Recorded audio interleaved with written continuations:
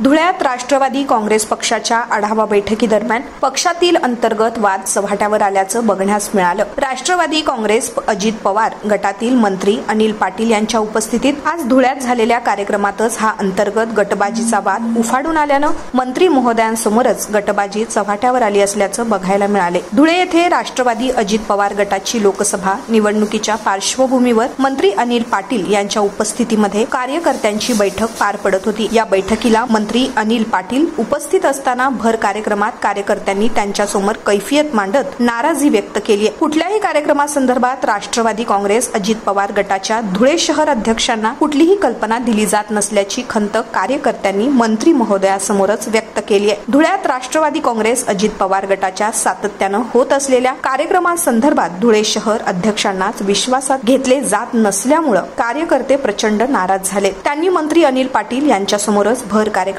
कार्यकर्त्यांनी गोंधळ घातला। यामुळे धुळ्यात पक्षातील अंतर्गत गटबाजी पुन्हा चव्हाट्यावर आल्याचं बघायला मिळालं। त्यामुळे आता लोकसभा निवडणुकीपूर्वीच अजित पवार यांच्या राष्ट्रवादी पक्षामधील हा गोंधळ वरिष्ठांची डोकेदुखी ठरतो की काय अशी चर्चा कार्यक्रमाच्या ठिकाणी सुरू होती।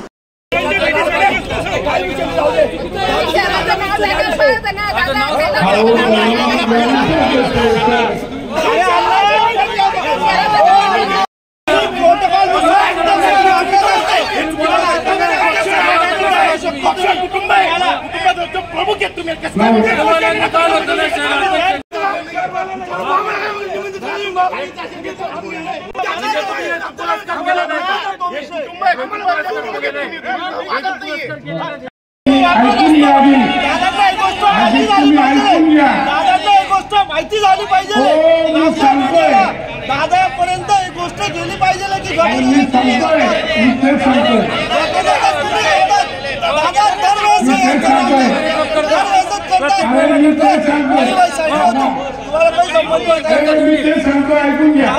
दरवेळेस काय करत असतात की आम्हाला डायरेक्ट धावून प्रोग्राम करतात, आम्हाला ना सांगून प्रोग्राम करतात। कोणाचा फोटो बी घेत नाही आणि ऐकून घ्या, मी काय म्हणतो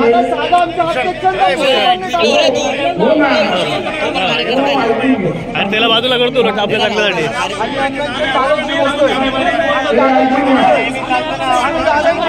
मार्गदर्शक येते आपले नेते गडबाजी करतात, गडबाजी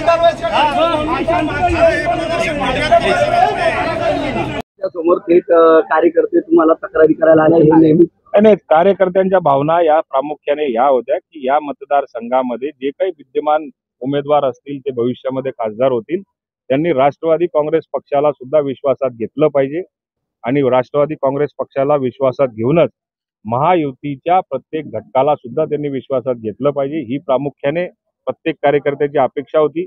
येणाऱ्या काळामध्ये आमच्या ज्या निवडणुका येतील त्यामध्ये जो कोण निवडून येणारा खासदार असेल त्या खासदाराने आमच्या पाठीशी उभं राहिलं पाहिजे। आम्हाला छोट्या निवडणुका जर का असतील, विधानसभेच्या असतील किंवा नगरपालिकेच्या असतील, महापालिकेच्या असतील, जिल्हा परिषदेच्या असतील, त्या सर्व निवडणुकींमध्ये महायुती म्हणून त्यांनी त्या ठिकाणी आमच्या पाठीशी उभं राहिलं पाहिजे।